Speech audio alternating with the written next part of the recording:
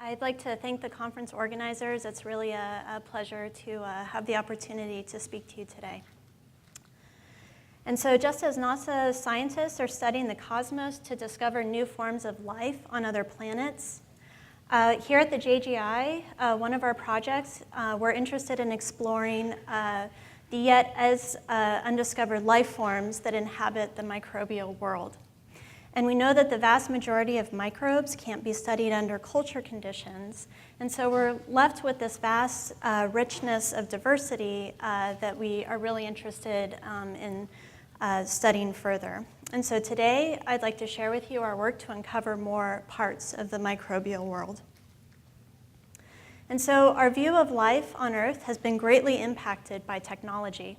Thanks to the microscope, our initial view of life greatly expanded from what we could see with our eyes to the micro world. And this view consisted initially of two branches of life: the eukarya, which includes all humans and animals and plants, and the bacteria, the composite of all microscopic life that lacks cellular features like a nucleus. And then we entered the DNA era. And it was the pioneering work of Carl Woese and others who uncovered the discrete properties of the two microbial divisions, the bacteria and archaea, and the recognition that there are in fact three domains of life. And this really highlights the power, I think, of technology to catapult our understanding, to ask basic fundamental questions in biology. And I think we're at a point now where another technological advances, such as metagenomics and single-cell genomics, can lead us to ask even more questions. And so a key question that I'm interested in addressing is, are there new lineages of life available? And what are the properties of these organisms? And so at the JGI, we really have immense capabilities to begin to address these questions in terms of the molecular data sets we have available to mine, as well as the computational capacity to address these questions. And so I'd first like to orient everyone with what is currently known in terms of bacterial and archaeal phylogenetic groups. There are currently 33 phyla that have cultured representatives, and about the same number of uncultured representatives that have at least some type of genomic or single-cell genomic information available. And then depending on what taxonomic scheme you use, there's a significant number of microbes for which we only have 16S gene information, and we really can't infer much about the biology of these organisms or what their ecological impact might be on the environment. And so there's another category that we might think about, and that's the yet to be discovered category. And one of the questions that we're interested in is what else is out there? And so, as I mentioned, we have really great resources at the JGI to begin to address these questions and to use large-scale data mining techniques combined with state-of-the-art bioinformatic techniques to make sense of all this data. And the goal of our project was to search for new lineages of life in the data set. And we started this large-scale survey that consisted of 5 terabases of unassembled metagenomic data that was from 4,000 samples collected globally. And we first identified 16S sequences from this data set that consisted of greater than 100 base pair fragments, and tried to place these phylogenetically in a tree to compare them to what was known and other candidate phyla. And from this work, we were able to identify a distinct lineage that consisted of 4 novel 16S gene sequences from 4 different samples that are shown here. Now, these samples were from geothermal springs that hosted similar physiochemical properties, but were actually very geographically distinct. So from Canada, from Nevada, and 2 sites in China. And one of the first questions that we asked was, why had this 16S sequence not been found previously? These sites had been surveyed before using 16S universal PCR-based methods, And we were also surprised to find that when we searched in all of the available databases, there wasn't a similar sequence to the 4 that we had found. And so a more detailed look at the 16S sequences revealed a number of mismatches in the quote-unquote universal primers that most people use in PCR-based biodiversity surveys. And so because of this, we think that this is a novel lineage based on a number of criteria, and as well as the low 16S sequence similarity to known phyla. And it's considered a taxonomic blind spot because it's been missed before. And so we call this, we're proposing the name of this candidate phylum, Candidatus Kryptonia, from the Greek word krypton, which means hidden or secret. And it also has the allure of Superman's kryptonite. So a little fun there. So we were really excited about this discovery, and we went about using techniques that were pioneered by Jill Banfield and others to reconstruct the genome from these 4 metagenomic samples. And to do this, we first calculated the tetranucleotide frequencies from these 4 metagenomes, and then we fractionated this data into 5 kb windows. And we used the frequencies of these 5 kb windows with emergent self-organizing maps to bin this data based on similar frequencies. And this technique works really remarkably well. As you can see here with the blue bin on the right-hand side, all 4 of these Kryptonia genomes were able to form into a discrete bin. 3 of the genomes, we were really excited to find that we were able to reconstruct about 95% of its estimated genome.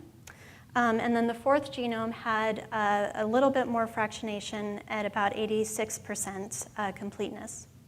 And one of the other exciting things that we observed was that there was really high sequence coverage for these genomes within the metagenome. And that suggested that we might in fact be able to identify single cells from these environments because of the high cell abundance. And so that's what we went about to do.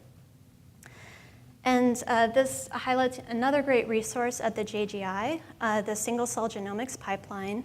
And so we were able to collaborate with Tanya Wojcicki and her group and use this pipeline shown here for high throughput single cell flow sorting and isolation, followed by whole genome amplification and 16S screening of these single amplified genomes.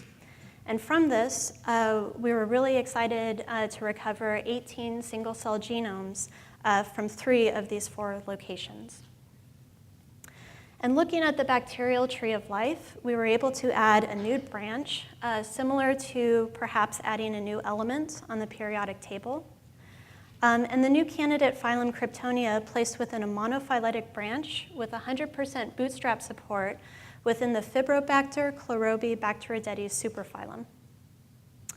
And a closer look at these 22 Kryptonia genomes revealed that we in fact recovered 4 genus-level groups, representatives within this lineage.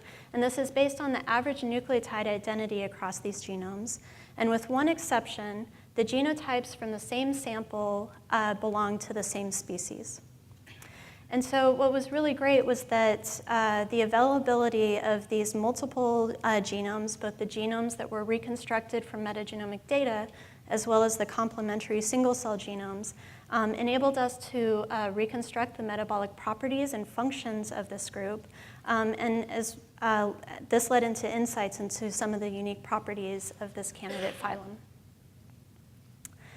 And so Kryptonia is a metabolically versatile modal heterotroph with a complete TCA cycle and key enzymes for the glycolysis and pentose phosphate pathways.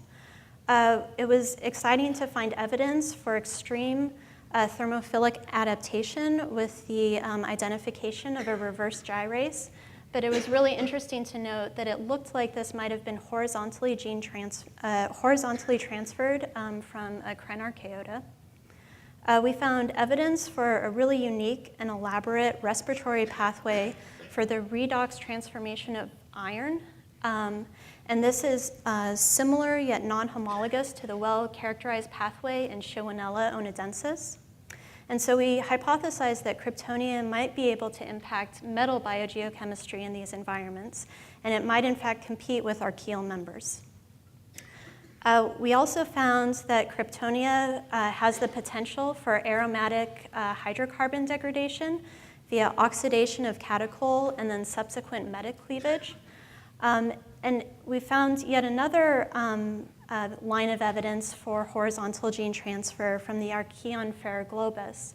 And so this was exciting to find perhaps a member of the thermophilic bacterial group that's able to oxidize aromatic hydrocarbons. And then another exciting feature of Kryptonia was that we found that most of the amino acid biosynthetic machinery components were in fact missing across all of these genomes. And especially the evolutionarily ancient histidine pathway, which was pretty unusual. We also found evidence for missing components of thiamine and biotin biosynthesis. And so we hypothesized that Kryptonia might, in fact, partner with a metabolic member of the community to supplement some of these key amino acid requirements and vitamins. And so we next returned to our global metagenomics survey to verify that Kryptonia was geographically limited. And so across all of the 4,000 metagenomes that are shown here, that consisted of about 170 sites that were either geothermal or hydrothermal, we only recovered ribosomal and genomic signatures for Kryptonia across the 4 original metagenomes from which we isolated it, along with a few genomic matches to some sites in the Yellowstone National Park. We also found evidence for defense against viral attack with the identification of a CRISPR element and Cas-associated genes. And in all genomes, we found what was really interesting, a novel CRISPR-Cas hybrid system that seems to be a fusion between 2 types of CRISPR-Cas loci that are known, between the type 1b, which is shown here in the warm colors, and the type 3a shown in the cool colors.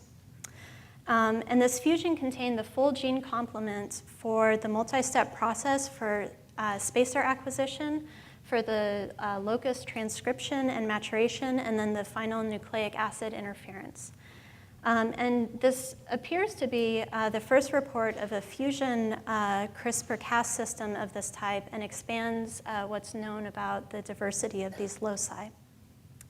And as I mentioned, we recovered this novel fusion across all 4 of the genomes that were reconstructed from metagenomic data that had very high sequence identity, as well as fragments recovered from almost all of the single cell genomes. And then we also did a comparison of spacers identified across these genomes and found a number of shared spacers that are shown here in the gray lines. And then lastly, what was really interesting was that we found shared spacers from the Kryptonia genomes to putatively viral metagenomic contigs from these same environments. And so these viral contigs contain genes that were known to be viral-containing genes, such as capsid protein genes. And we attempted to reconstruct the viral genome, but were unsuccessful in getting the genome for the virus that putatively infects Kryptonia. And so returning again to our global search, when we specifically looked for spacer matches across all of our metagenomic data that were recovered from the Kryptonia genomes, we found a similarly consistent pattern of limited biogeographic distribution. And yet we found shared spacers that were across very wide geographic distances, along with matches to the viral contigs from wide geographic distances. And so spacers that matched from the Chinese Kryptonia genomes mapped to metagenomic contigs from the Nevada site, as well as to the sites in Yellowstone National Park. And so with that, I'd like to end with the idea that we've spent a huge amount of resources searching and exploring for new life forms on other planets, but perhaps we don't need to go too far for discovery. And so I'd like to thank our really wonderful group at JGI, led by Eddie Rubin, my colleagues Natalia and Nikos and their groups, as well as the IMG and Genomes Online database teams, and the production sequencing team for making all of this possible, as well as our collaborators, Brian Headland at UNLV, who's somewhere in the audience, and Peter Dunfield from University of Calgary, who are really the experts on these geothermal spring environments, and of course, funding through the DOE. So I'll be happy to take questions.